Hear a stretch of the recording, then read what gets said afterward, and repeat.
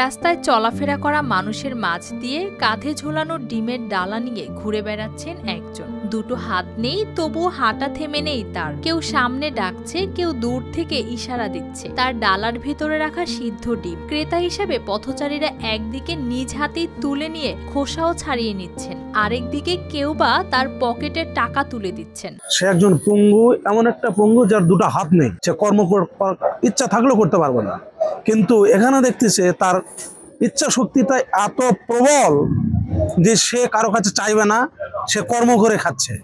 এটা অভিনব একটা সে ব্যবসা। সে ব্যবসা এমন একটা ব্যবসা, ক্রেতাই হলো বিক্রেতা, বিক্রেতাই ক্রেতা। দিনাজপুরের হাকিমপুরে রুবেল হোসেনকে ঘিরে এমন দৃশ্যই দেখা যায় প্রায় প্রতিদিন। দুটি হাত না থাকলেও নিজের মতো করে লড়াইটা ঠিকই চালিয়ে যাচ্ছেন। বকরি চরবা যায় হলো তার ধরতে গেছিল কারেন্টের, ধরবা যায় দুটো হাত পঙ্গু হয়ে গেছে। বাপ নাই, মাও আছে, হলো মায়ে ডিম সিদ্ধ করে দেয়, দিয়ে মনে করো এসিপির দিকে বিক্রি করতে আসে। সামনের দিক থেকে হেঁটে আসা একজন দাম জিজ্ঞেস করে থামে, আবার কেউ খাওয়ার পর সামান্য হাসি দিয়ে তার দিকে তাকায়। চারপাশের আলো কম, তবুও তার চোখে ক্লান্তির চেয়ে বেশি চোখে পড়ে দৃঢ়তা। উনি আসলে খুব অসহায় মানুষ, উনি নিজে পরিশ্রম করে চলে, উনি তার নিজের গলায় এই ডিম কষ্ট করে নিয়ে ঘোরে, এবং আমরা যারা সাধারণ লোক তারা অন্য থেকে ডিম কিনে খাই, এবং উনি কারো কাছে হাত পেতে কোনো কিছু ভিক্ষা নিতে চায় না।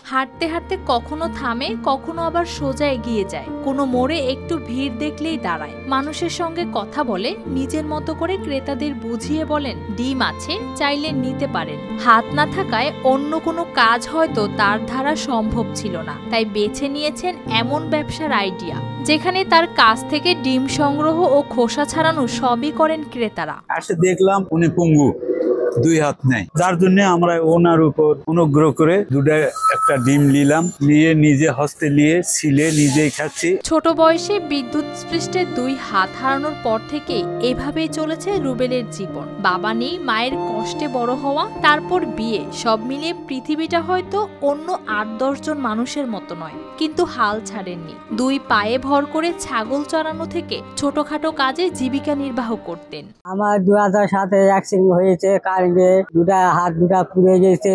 আমি এখন অসহায়, এখন ডিম ব্যবসা করে খাচ্ছি। পরিবার আছে, আমার মেয়ে আছে, আমার বড় স্ত্রী আছে। আমি এখন আগে গরু বুকে চড়াতে এই অ্যাক্সিডেন্টে দুর্ঘটনা হয়ে যায়। আমি এখন কারো হাত পাতে আমি ভিক্ষায় খাবো না, আমি ব্যবসা করে খাবো। যাই খাওয়ার ইচ্ছে থাকে আমার সামনে আসে একটা করে ডিম নিবেন, আমাকে টাকা দিবেন।